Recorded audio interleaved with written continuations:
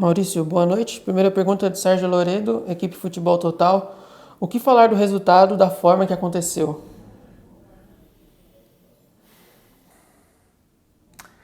Eu acho que a gente, dentro de todas as circunstâncias, fez um grande jogo e eu não posso reprovar os meninos. A gente começou com um time com média de idade de 22,4, terminou com um time com 21,8 de idade. A gente promoveu a estreia de um menino de 18 anos, que é o Luciano, que por sinal entrou bem no jogo.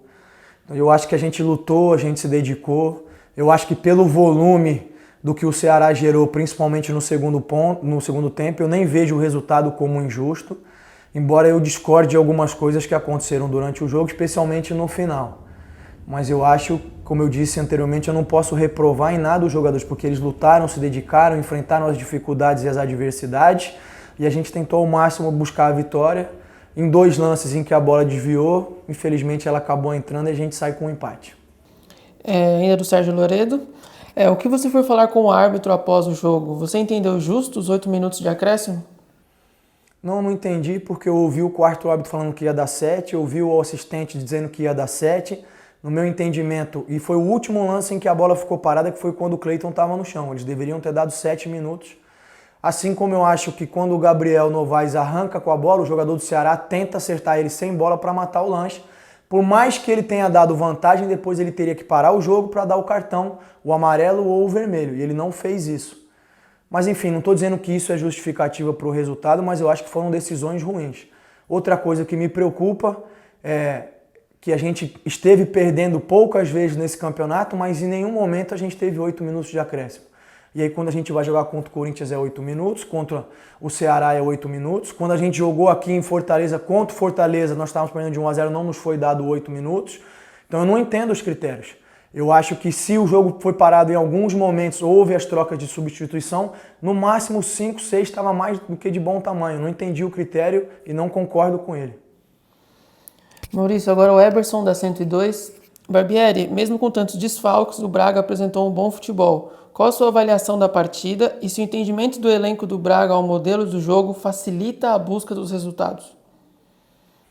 Sim, eu acho que facilita, a gente procura inserir todo mundo dentro do modelo, fazer com que todo mundo consiga ter o mais próximo possível de entendimento da função que vai exercer em campo.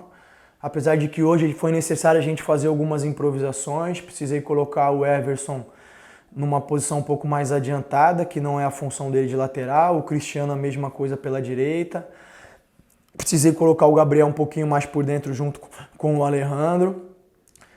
Eles entenderam bem, tentaram cumprir bem dentro do que foi possível. Eu acho que as pessoas têm dito pouco isso e eu gostaria que isso tivesse em conta o que esse grupo de jogadores vem fazendo, com essa média de idade, enfim, promovendo os jovens, ninguém fez no Campeonato Brasileiro.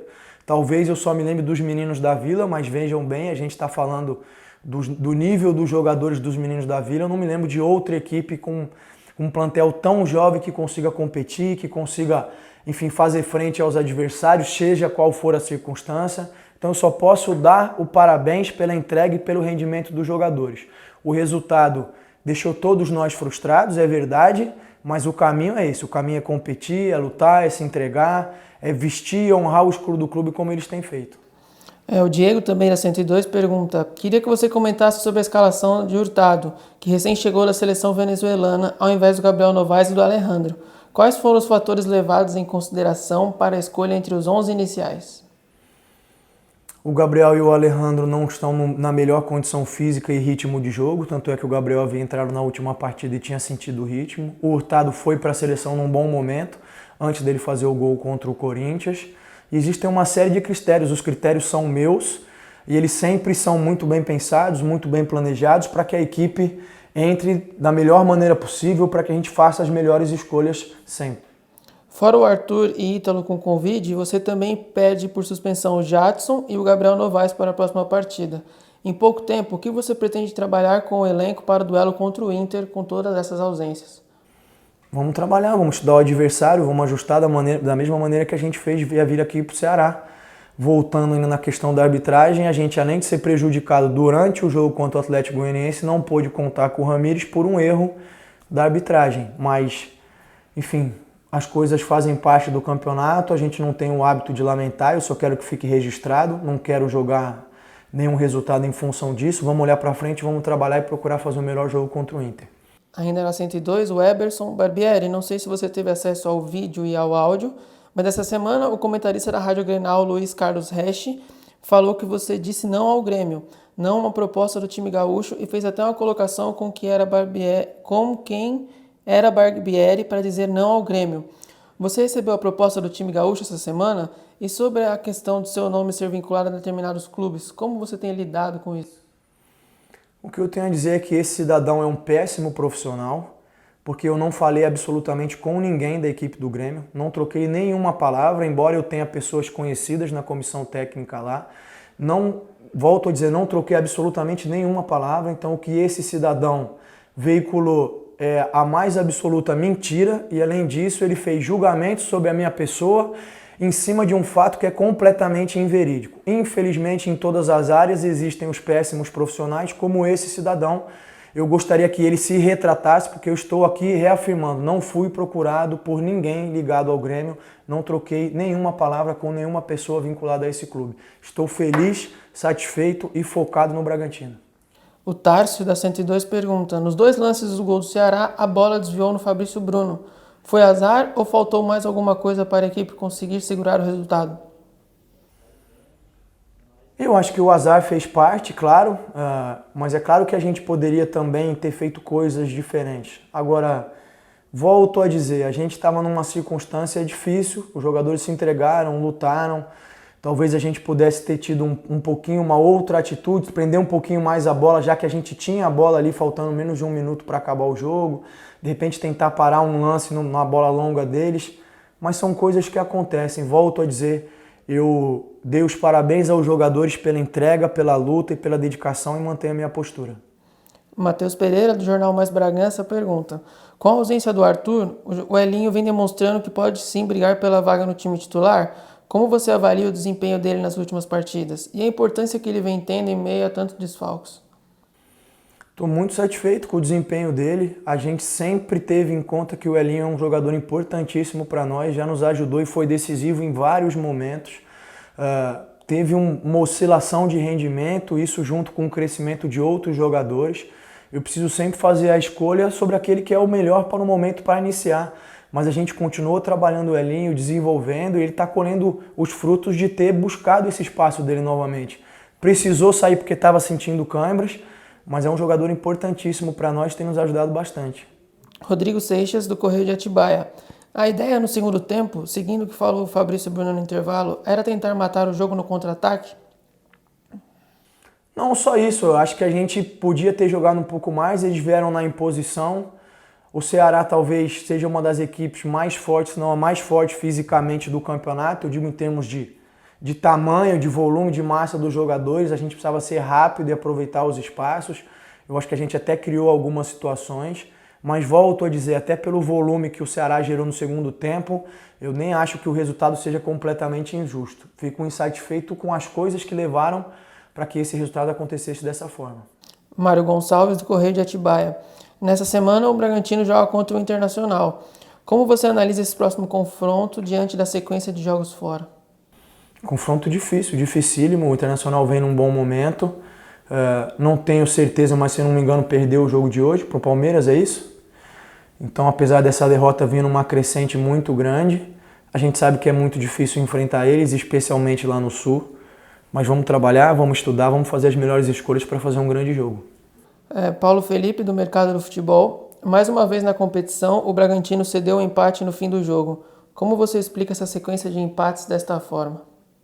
Qual sequência de empates? A gente vem de 2 vitórias. Eu acho que tem acontecido em alguns momentos, sim, da gente no final acabar cedendo. A gente já conversou sobre isso, sobre o que é preciso melhorar. A gente melhorou em alguns momentos, mas hoje eu acho que o tempo extrapolou o que era necessário. É o preço de se jogar muitas vezes com uma equipe jovem, são essas oscilações. Talvez algumas decisões poderiam ter sido um pouquinho mais maduras, mas eu não reprovo os jogadores de maneira nenhuma. Ainda do Paulo Felipe: mesmo sem os 2 goleadores da equipe na temporada em campo, Ítalo e Arthur, o Bragantino conseguiu manter o excelente ritmo ofensivo e perdeu a partida. Empatou, né? Gostaria que falasse da atuação dos atacantes que souberam suprir muito bem o papel deles lá na frente. Gostei, achei que eles entraram bem, achei que o Jansen tinha um pouco o ritmo, até por ter estado muito tempo com a seleção, mas quase não ter jogado. Acho que o Coelho e o Elinho vêm numa sequência, até onde eles conseguiram suportar, fizeram um bom jogo. Acho que a gente está no caminho certo. Angelito Neto, da TV Band de Campinas. Sempre no final das partidas em que o Bragantino vem vencendo por 2-0 e sempre nos acréscimos sofre o empate. Isso reflete a falta de atenção da zaga para segurar a vitória? Não, a premissa não é verdadeira, não é sempre. A gente ganhou do Palmeiras por 4-2 e não sofreu empate. A gente ganhou do Atlético Goianiense com um homem a menos por 1-0 e não sofreu empate. Eu acho que isso tem acontecido mais vezes do que nós gostaríamos, mas não é verdade que isso sempre acontece. Ainda o Angelito, o que aconteceu no final para que você, Barbieri e os jogadores do Bragantino ficassem irritados? Só para que possamos entender as imagens que foram mostradas. Eu expliquei, eu acho que foi excessivo o tempo dado de acréscimo. Eu ouvi o quarto árbitro dizendo que seriam 7 minutos, ouvi o assistente dizendo que seriam 7 minutos, no momento em que o Cleiton estava no chão e que foi a última parada que teve no jogo. Depois disso o jogo não parou. Então, no meu entendimento, eram 7 minutos.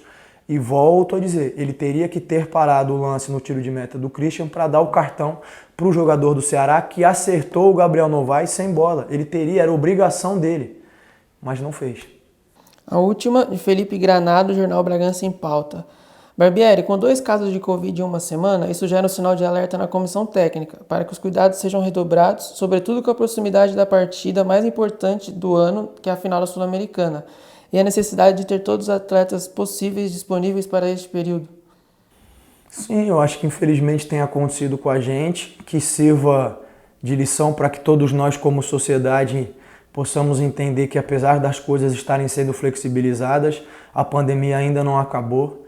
Na minha opinião, infelizmente, a gente ainda tem um número grande de pessoas que têm vindo a vir a óbito diariamente e mensalmente. É uma tristeza. Nesse momento que a gente gostaria e espera que o Arthur e o Ítalo possam se recuperar o mais pronto possível, com saúde, com condição, e possam, assim que possível, dentro das normas de segurança e saúde, possam voltar a nos ajudar.